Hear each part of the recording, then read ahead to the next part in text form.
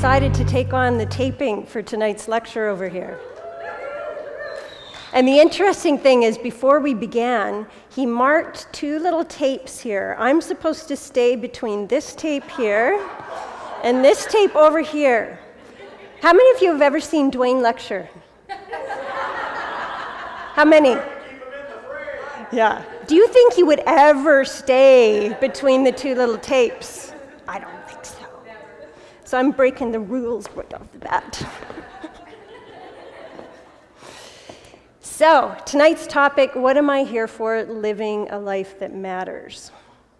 Interesting how Olivia chose to introduce this topic tonight. We never know quite what the people are going to talk about when they come up to introduce us.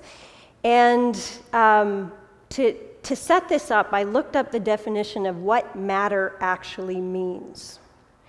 First definition of matter is to something that has significance, right? And I think in terms of when we think about, we want to make a difference, we want to impact the world somehow. All of us want to live a life that matters, to know that we have made the world a different place for having been on it. And the second bit is matter is also the substance from which something is made. And I think those 2 things have to go together. That if the way that we end up, it isn't accomplishments at the end of the day that are going to make us feel like we had significance in this world. It is whether or not what we choose to extend in the world, those accomplishments are actually in alignment with who we are, the substance from which we are made. And too often those things don't match. Right? We go out in the world seeking success, accomplishments to make a difference, but we aren't doing it from the essence of who we are, from the actual substance from which we are made. And it's my belief that we all have a calling or a purpose in this life. Certainly, it's something that I've felt personally as a thread woven through my whole life. The first time that I ever knew for sure what I wanted to do, I was an undergrad in psychology. And I went and did a workshop with a guy named Christopher Moon, his real name. This was in Thunder Bay, Ontario. How would a Christopher Moon land in Thunder Bay, Ontario? But he did somehow. And I did it, and it was it had a bit of a similar experience to what happens at the Awakening. It was a group thing. People were open, people were sharing. And I sat in this workshop, and it was like a lightning bolt. This is what I want to do. This is what I'm put on the planet to do, to actually do what this guy is doing. And this was that was actually the weekend of my 25th birthday, and the man, my first husband, did the workshop with me. He later confessed that he did it because he thought I was cute. Not because he was actually interested in the content of the workshop, which is somewhat significant, as we'll see as we go through this here tonight. So I think that we all feel a sense of that calling, like I'm here for a purpose, I want to make a difference, but things get in the way of our ability to actually connect to that. And although I'm using the example of my job in terms of my calling, I believe that calling applies everywhere, not just in terms of what work you choose to do, but in terms of your family, your relationships, particularly your family, your relationships, the people who are important to you. Things get in the way. What obscures our own ability to connect with that calling is a kind of mental, emotional clutter that we end up bringing around with us. And I think too many of us are don't actually stop to take an honest inventory of where we are in our lives, to stop and look honestly at who we are in the mirror. And we have to turn around and face ourselves and look at what it is that blocks us from being able to connect to that deeper sense of who we actually are. That clutter is all of our ideas about who we're supposed to be, who we should be, who we ought to be, the roles that we feel like we have to play, and underlying that is this fear that we all have about what's going to happen if we step out of our prescribed role. The thing that we have all thought, this is who I'm supposed to be in this world. This is what I've learned about who I am supposed to be. And we're scared to step out of that box. Life sometimes conspires to make us take a real serious look in the mirror. And this happened to me when I was 30. 25, I took this workshop. 30, I had now completed my master's degree. I married the guy that I met in the workshop, who later said he only did the workshop because he thought I was cute. This workshop had a spiritual basis. He also told me he was an atheist. But this was very important to me, right? This whole thing. I was much more woo-woo in my 20s than I am now, and many people would consider me woo-woo. So just so you know where I was coming from at that age.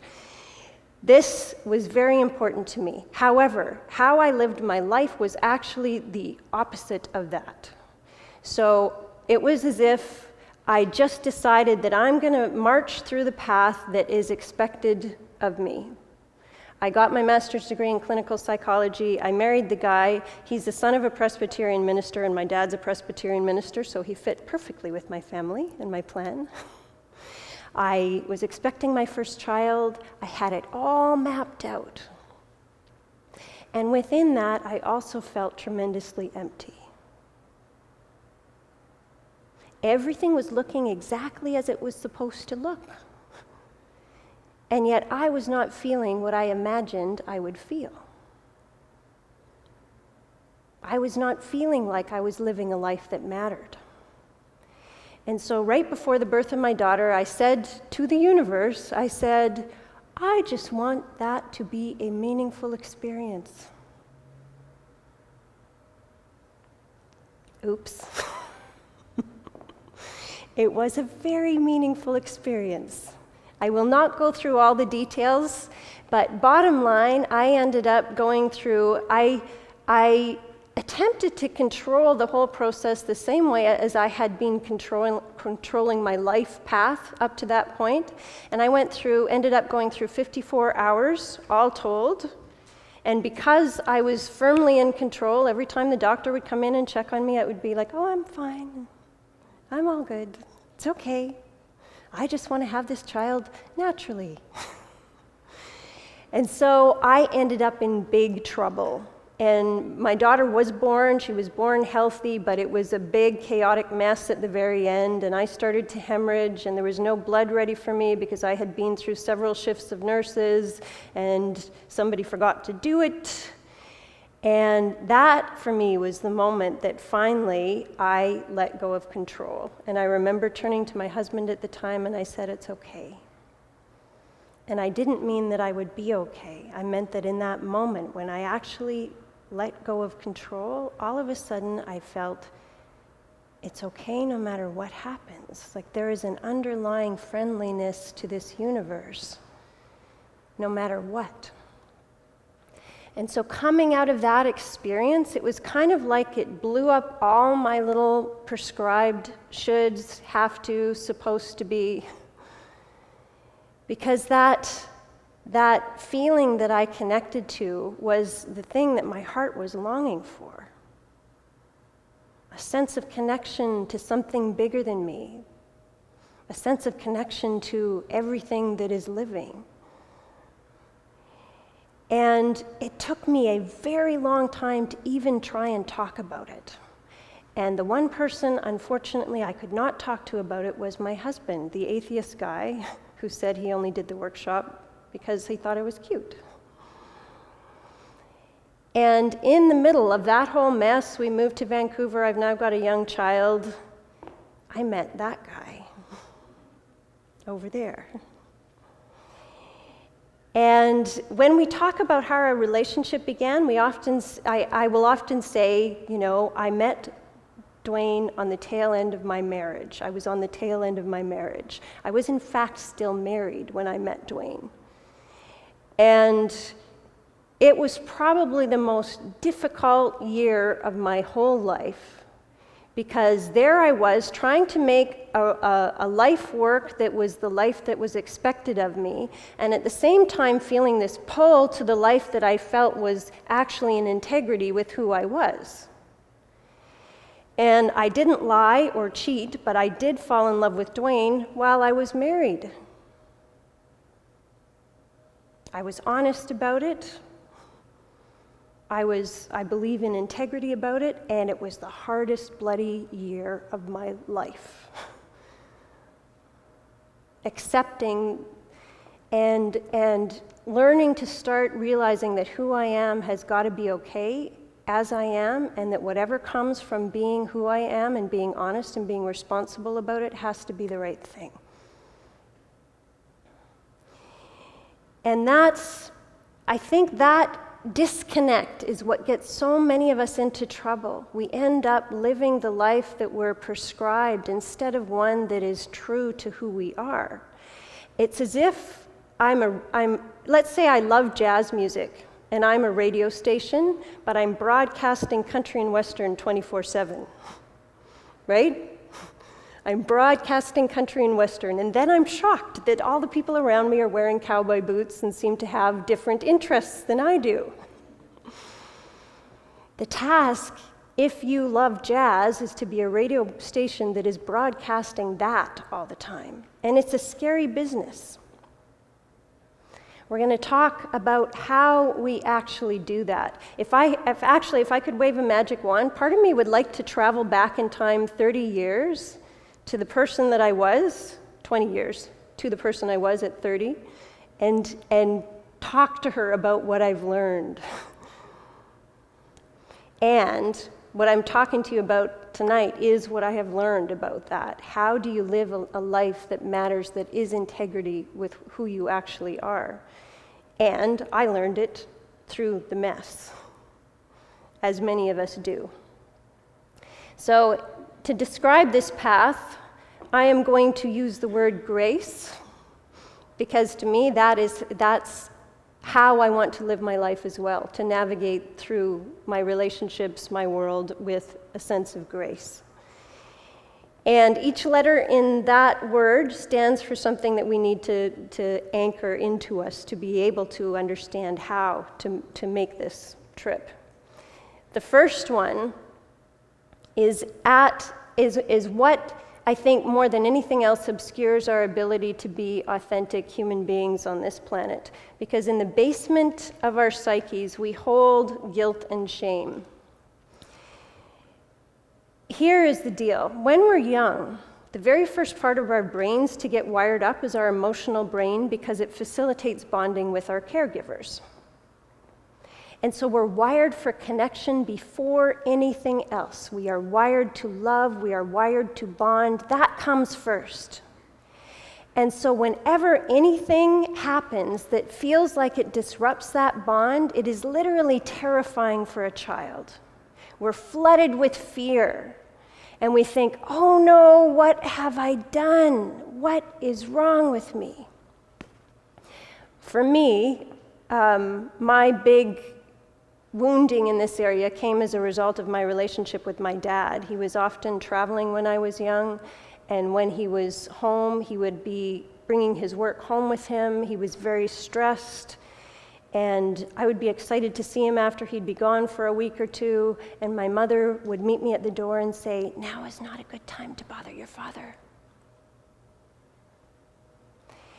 And if I was bold enough to actually bother him at a time that wasn't a good time to bother my father, he would sometimes really lose his temper, which was a scary thing in my household because we were very nice people in my family.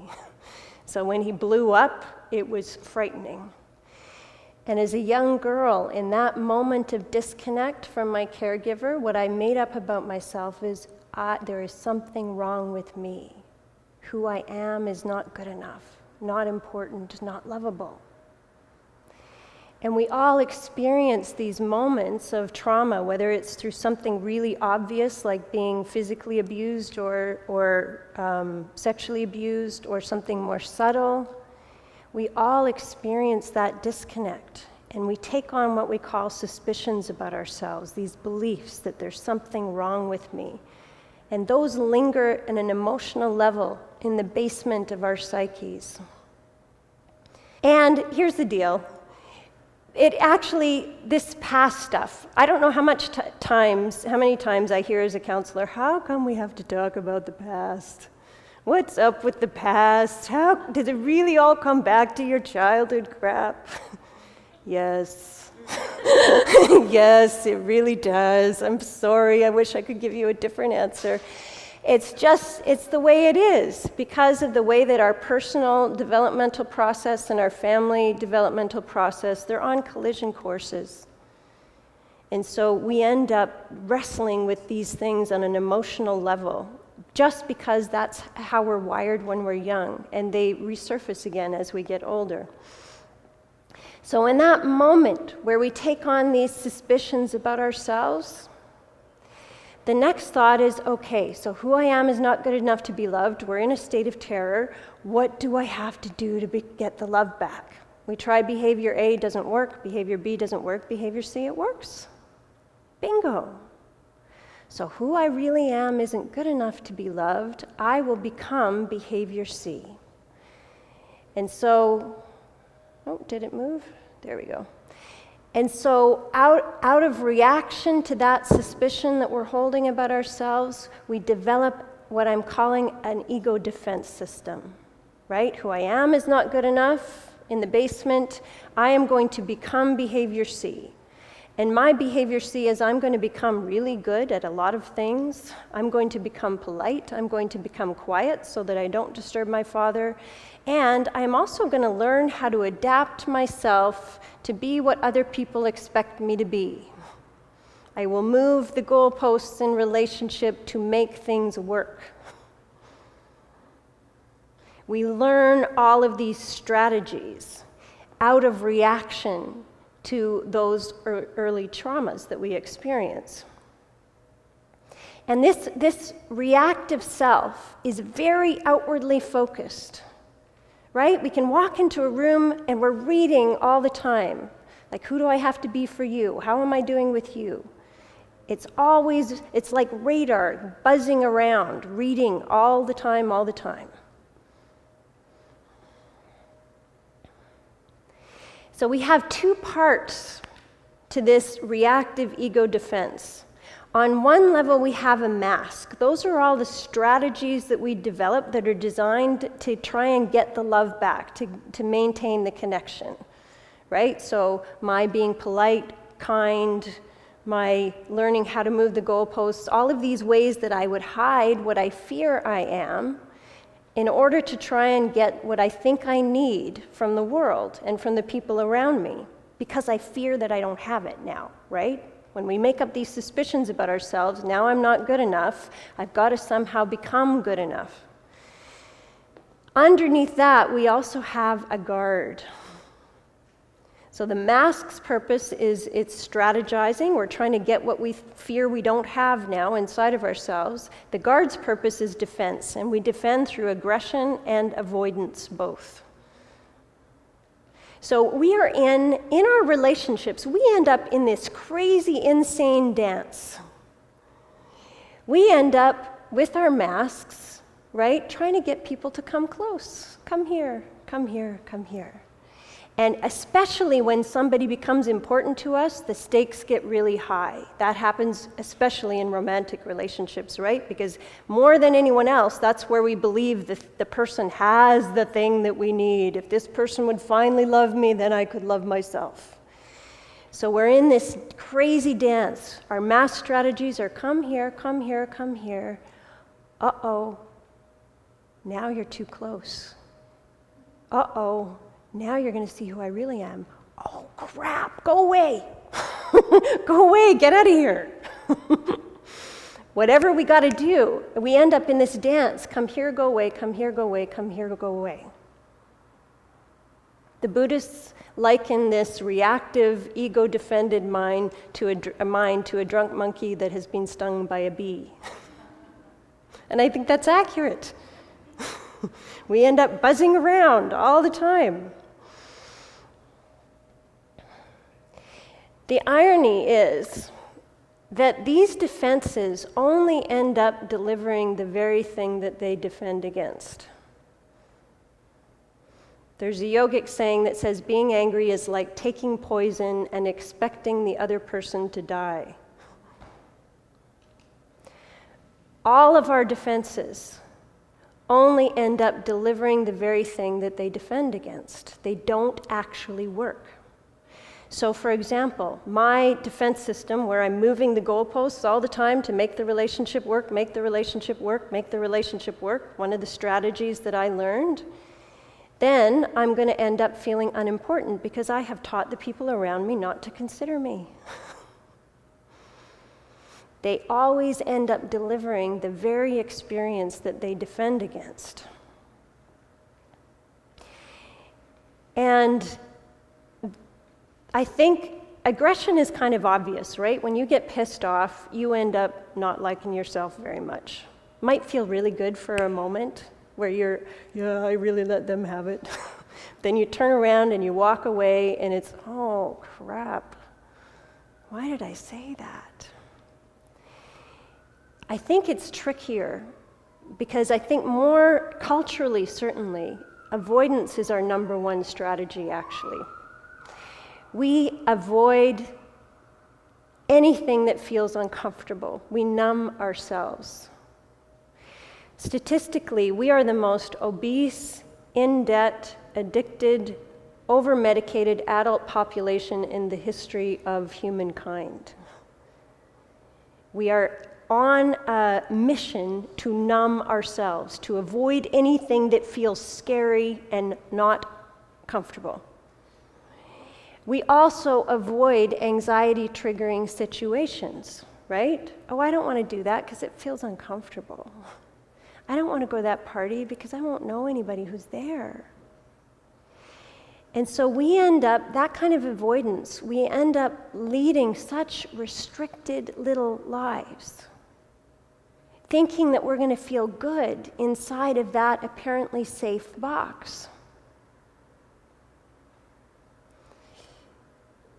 We end up lacking any kind of personal freedom because we automatically eliminate so many possibilities and can only see this much at any given time. I think we do ourselves tremendous damage in our unwillingness to feel uncomfortable. So all of these defenses, the things that we think are going to keep us safe and get us what we want in the world, only end up delivering the very things that they defend against. Another way of saying this is until you're finished with your past, the past isn't finished with you. We end up setting up contracts in the world from our reactive behaviors that deliver the very experiences we're trying to run away from. That's how come I'm sure many of you have said this to yourself, why is this happening to me again? How could it be that this is happening to me again? Different partner, same story. How come? What's going on? All of these strategies we use are like contracts we set up with our worlds. We end up actually recreating the past. So you might imagine that you can leave the past behind you, but that attempt to cut off part of your own story means that you will bring it with you into the present. The task in front of us is actually to fall in love with every aspect of our own stories and to correct all of those crazy ideas that we made up about ourselves and others in the middle of them, that we just walk around with believing that that's reality. So we are going to do a little exercise. I would like you to turn to your neighbor and have a 5-minute discussion. I'll time you. And let them know, A, what is your suspicion of self, and where did it come from in your past?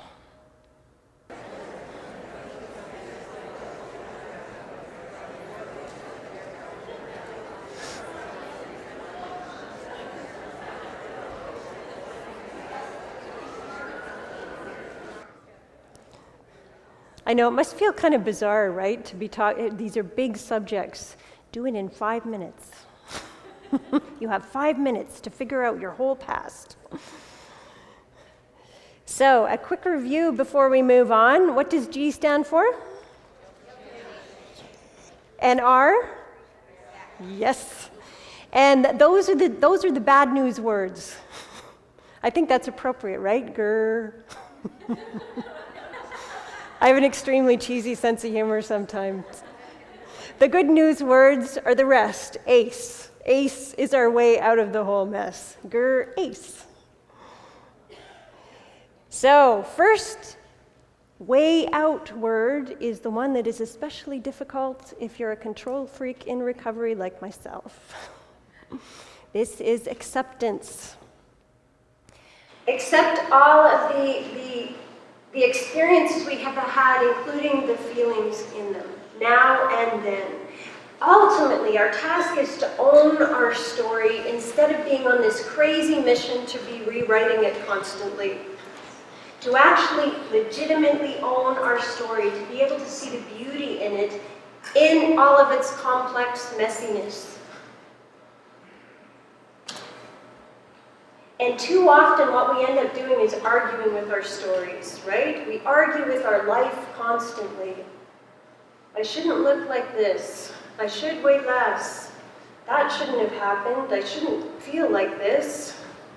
We are constantly arguing with our own life experience. And the minute that you start arguing with your own life, you will not feel peace, right? The minute you say, you know, I really should lose 10 pounds, you are telling yourself you're not good enough as you are. Particularly hard, I know, when you say things like, you know, that really shouldn't have happened to me. At some level, that's true.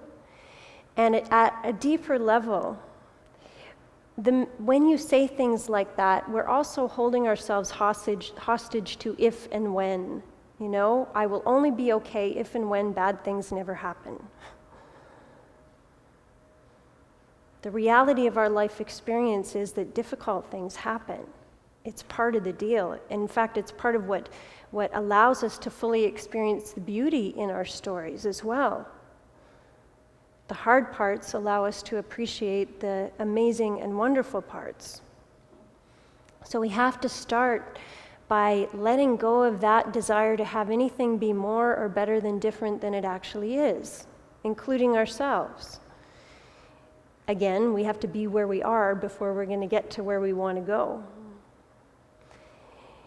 So this also means accepting others as they are and believing them when they tell you who they are.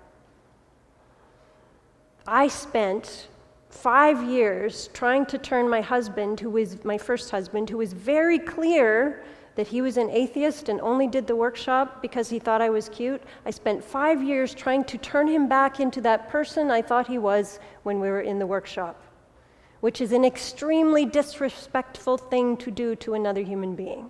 It was like he was clearly saying, I'm an apple, and he was clearly saying he was an orange, and I am saying, no, you're an apple. I know you're an apple. Don't you remember how good you felt when you were an apple? Really, if you looked deep enough, you would be an apple. Accept others as they are as well. Stop trying to change, manage, control, direct. First step is to accept. Acceptance literally means to take what's offered, and that also means, in the psychological sense, allowing ourselves to actually feel all of the things that we believe we don't want to feel too, all of the uncomfortable feelings. Because before you can actually feel better, you have to learn to feel better. It's quite a picture. Dwayne came up with that picture. I first saw it and I thought, that is a scary picture. But she is feeling, this little one, she is feeling 100%. And this is what happens in terms of our relationship to emotions and feelings. is because of those early experiences, we actually associate discomfort with trauma, with something bad happening. And the reality is that emotions are just feelings, right? Nobody ever died from feeling uncomfortable. Never in the history of the universe has that happened. And we cannot selectively numb our feelings. So if you want to feel joy, if you want to feel love, if you want to feel all of those wonderful things on the positive end of this spectrum, you can't say to yourself, oh, but I don't want to feel sad and I don't want to feel scared, so I'm just going to chug down this bottle of wine and chase it down with a piece of cake and it'll all be good. It doesn't work like that.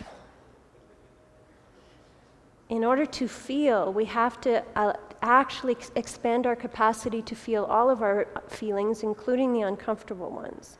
And the bonus of this is that the so-called negative emotions actually use the same network as our positive emotions.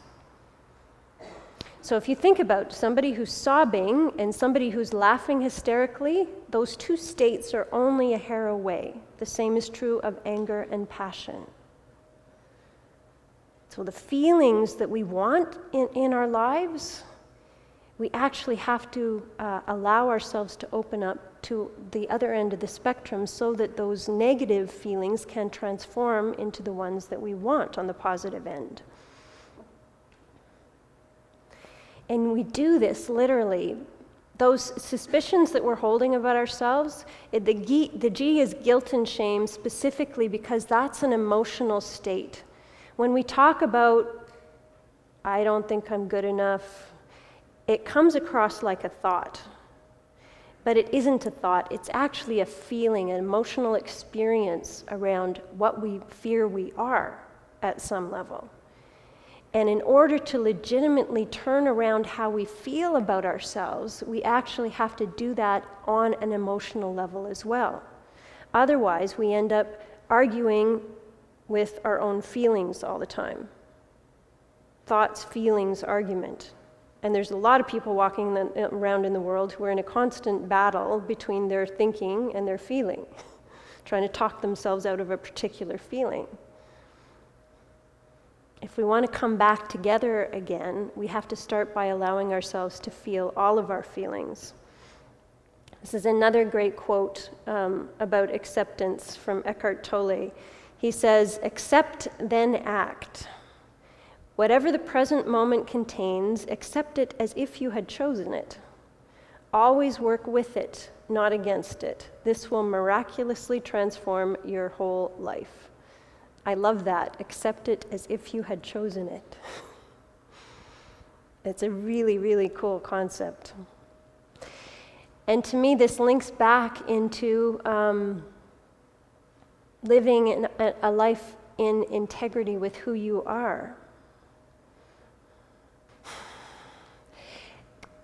This idea of acceptance, looking at the underlying, looking for those suspicions of self. Ultimately, we are always bouncing off of those uncomfortable feelings that we're in a dance to try and avoid all the time, right? When we start by emotionally saying, okay, bring it on. I am going to actually take a look in the mirror. I'm going to be where I am. I'm going to start to explore those feelings. Our fundamental premise underlying all of that is that suspicion of self has reality. And those things are actually not true. They are not true. We made them up at a moment in time. And now we wander around believing it to be reality, and we don't want to go there because we're frightened that if we do, we're going to find out it is true. And when we're brave enough to actually go there, the opposite happens. So that premise leads us to our next point here, which is commit to your calling. I'm using the word calling differently than the way that we often use it.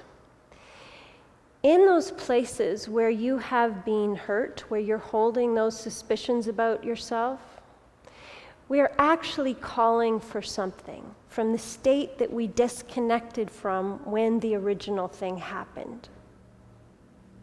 For me, what I would be calling for from that place is connection, compassion. And one of the key features in my early life experience was that I was very often felt alone and isolated. And so connection and compassion, those become my calling. A Course in Miracles says that we are actually here to teach what we most need to learn. And I believe that to be true in terms of our life calling, is when we actually commit to saying, okay, I am willing to believe that this fear that I have about myself, that I'm not good enough, that's actually a lie, and that I actually am good enough, and we commit to turning that around and giving the very thing we want to get, our life experience changes. From the foundation of fear, where we believe who I am isn't good enough, I'm lacking, I have to go out there to get this thing that I think I no longer am, that is what creates the crazy cycle of pain and suffering and replicating the very thing that we're trying to get away from. On the other end of it, when we're saying, okay, maybe I don't entirely feel it yet, but I am willing to believe that fear is not true, that maybe I'm okay, flaws and all. Maybe I am good enough and worthy of being loved, period, just for who I am. And instead, I am going to commit to giving the thing that I so want. I am going to commit to extending that to other people. Connection, compassion, whatever it might be. Your calling isn't a job. It's something that you are there to give the relationships in your life, whether it's your work relationships, your personal relationships, your family relationships. Committing to actually giving that will transform all of that. It's such a crazy thing. I think about, bottom line, we all want to be loved and we all want to belong. And yet, so many of us have shame about actually admitting that. Scary thing to say. And so we try to hide it and we strategize it and we try to manipulate our way there. Committing to your calling means being straight with it and being honest, as opposed to doing that crazy dance.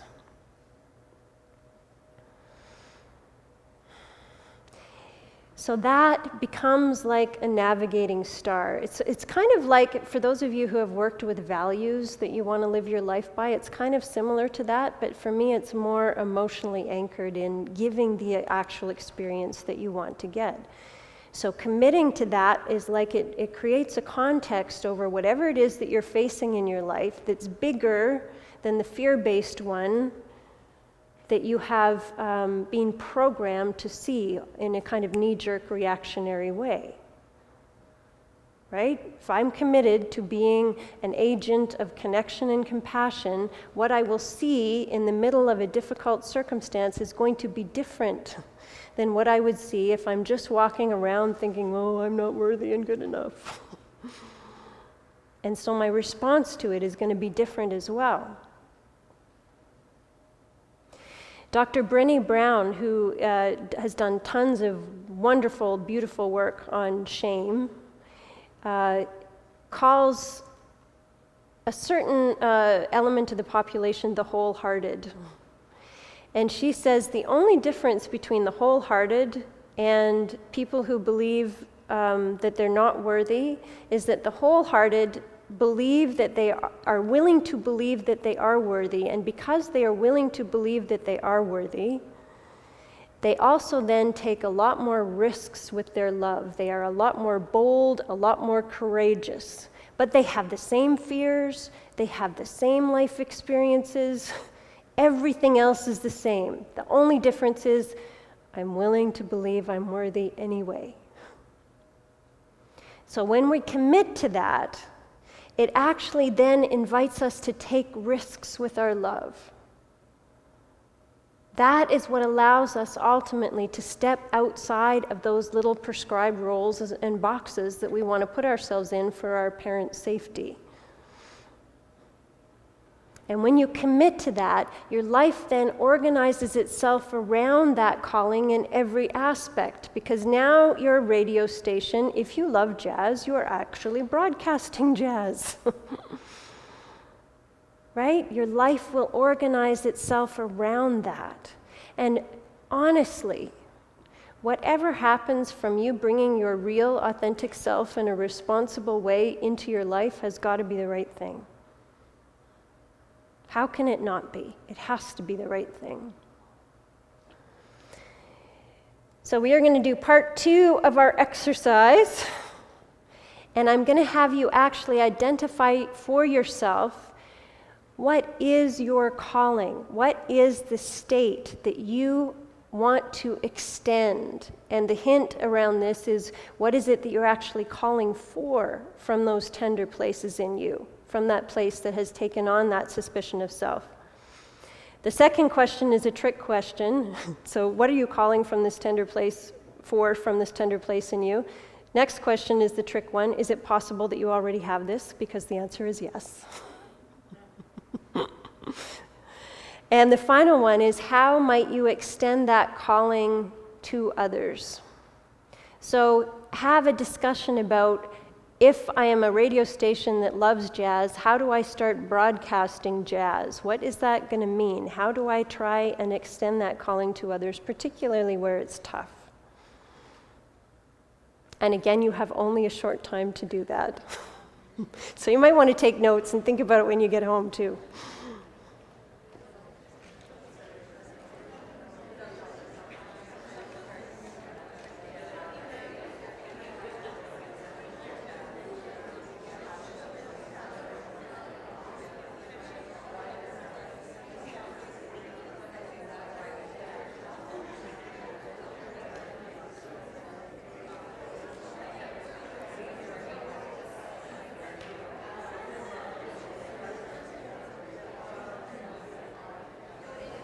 I bet you're all dying to know what E is going to be, are you? Emotional vulnerability. The emotional part is kind of redundant, but I needed an E. Otherwise it would have been G.R.A.C.E, which would not have worked at all. So emotional vulnerability. And it is the most important one of all of these that are up here. At the end of the day, unless we're willing to be absolutely who we are, we're never going to experience all the good things that we want in life. Because the reality is, even if your strategies end up working to bring you the things you think you want, so let's say I put on my bright and shiny mask and I think that I want that guy over there sitting with the video camera, and somehow I manage to get him to his knees saying, "You are the one for me. I am going to spend every moment of every day with you for the rest of my life." In the back of my mind would be a thought going, "Oh, if you really knew me, you wouldn't be saying that." And the same is true of, you're promoted. Oh, if you really knew what I was like. We end up resisting the very things we want the most.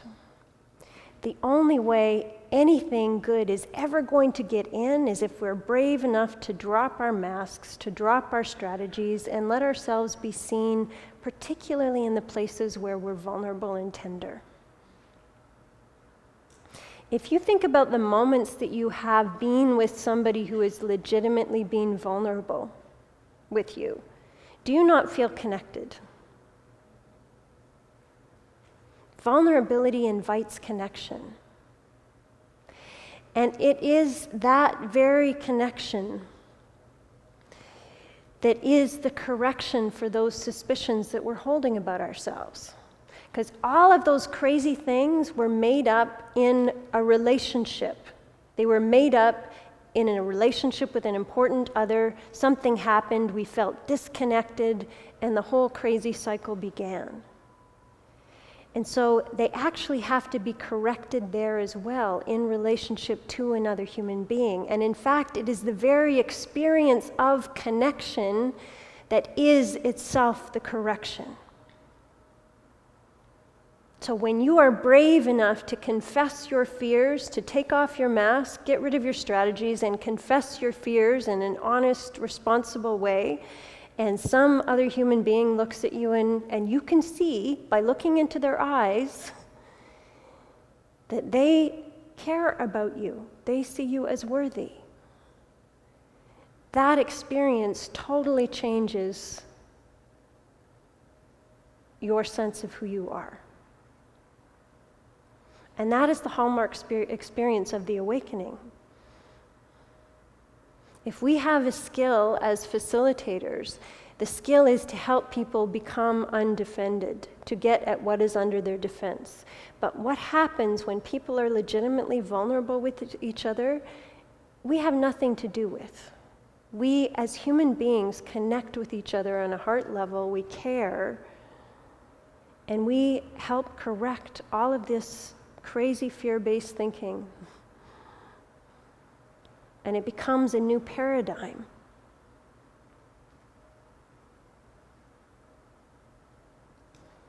How many of you are thinking right now this vulnerability thing kind of sucks? I bet if you were being honest, there'd be more hands up. Right? Really? And it's because it feels so risky, doesn't it? It's risky. And life is full of risky, vulnerable moments, saying, I love you first. Saying, I'm sorry. Letting somebody be that important to you. It feels so risky, and yet that's where all the magic is too.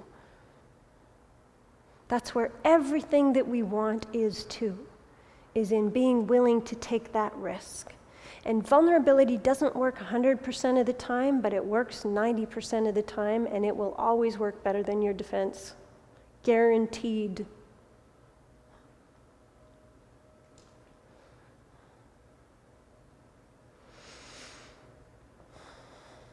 Beautiful quote from Elizabeth Kubler-Ross, who says, "It is not the end of the physical body that should worry us.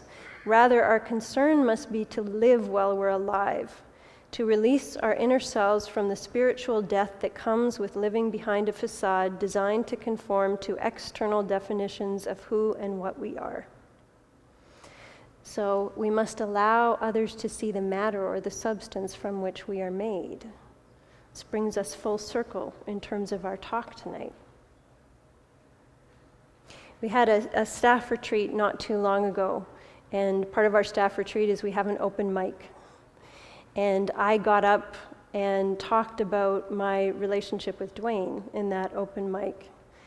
And what I said is that if I had everything to do all over again, I would choose exactly what happened.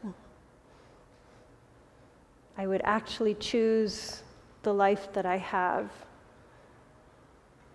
with this man in particular. Because ultimately, it gives meaning and purpose to my life. Because I know at the end of the day that there's one person on the planet, and there's more than one actually, who fully knows who I am and loves me. And that's how I want to live my life, is to be known and loved, as opposed to trying to manipulate love out of others. And so my life, with all of its messes, it's not the tidy little Presbyterian path that I was launched into. Not even remotely is it. And yet the life that I have is so rich and so full, and it is my story, and it's the story that I want to continue living. I so appreciate, and honestly, I can say that I like who I am today. I wouldn't have been able to say that 20 years ago. I like who I am, and I like the life I'm living. And it's not full of accomplishments and statues. It is meaningful. And I'd like to close with this thought: the more you in your life, the more alive you will feel. Because this, bottom line, this is the game that we're all playing, is trying to live our lives without putting ourselves, investing ourselves in it, which is crazy.